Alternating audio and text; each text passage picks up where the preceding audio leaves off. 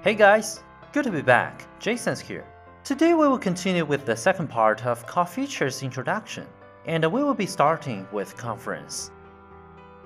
The conference call is a highly demanded feature, especially for big corporations and organizations which have multiple branch offices. It is based on multiple party calling, combined with the concept of meeting room management, which will set certain participants as a moderator that will take control over other participants. All participants will have the ability to mute and unmute themselves and invite other people to the meeting. Along with other functions, they all serve the same purpose to improve the efficiency and experience on a multiple-party conference call. A mature conference call feature is a must-have in the telephone system now. Let's just take a look at the conference function now.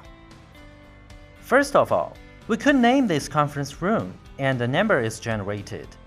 Internal extensions and outside numbers, if configured so, can dial this number to enter the conference room directly. Once entered, they will be able to talk with each other in this conference room. If we want to have a private meeting, just set a participant password here. Then all participants will be required to enter the password to get through. We also have moderator password. Anybody, when required by the system, can enter the moderator password instead of participant password.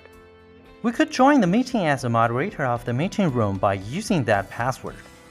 Certainly, we can point specific extensions as moderators of the meeting room. They will be the permanent moderators, and those joined in by moderator password will be the temporary moderators. Then, here we have two options. If we check to wait for the operator, the meeting will not start until the moderators join in. Others who get in too early, though they can enter the meeting room, it is not available for them to initiate any conversation.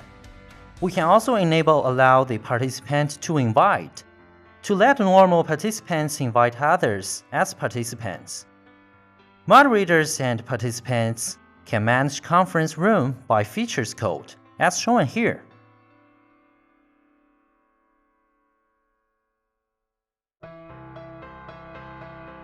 Now, we will be talking about the callback. Callback means when a call was made to the system. The S-Series PBX will hang up the call and give the callback to the original number who made that call. So the first thing we need to remember to use callback function is we must make sure the trunk comes with the caller ID. Otherwise, the system will not be able to recognize the call number. Now, we click on the add to create a new callback. First, name this callback rule, and then we need to choose the trunk to send back the call.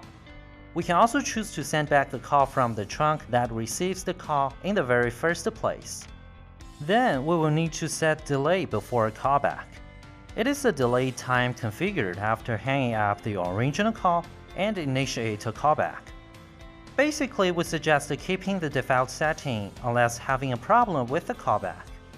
And then we will have the stripped and prepend. It needs to be set according to the L1 routes rule. That involves the trunk with which you choose to send back the call.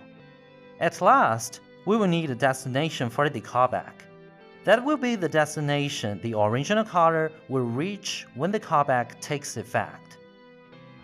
There are numerous options for us. It totally depends on our projects for specific solutions.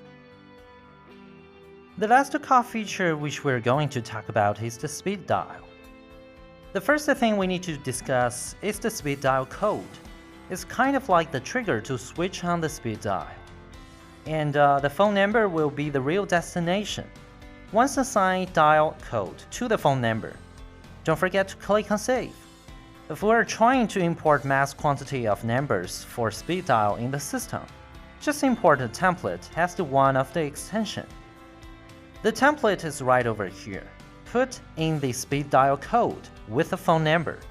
Once it has been done, click Upload to finish up the setting. To trigger a speed dial, we will need to dial the speed dial prefix *99 first. We could also change that prefix. Just make sure the prefix we will set does not overlap with other features code. Alright guys, that was all for this episode. Thank you so much for watching. Subscribe us if you like this video. Really appreciate you guys' support. We provide abundant materials for Yeastar training and test. Please be free to access our web. And hopefully to see you guys in the next video. And don't forget to click on the bottom side link.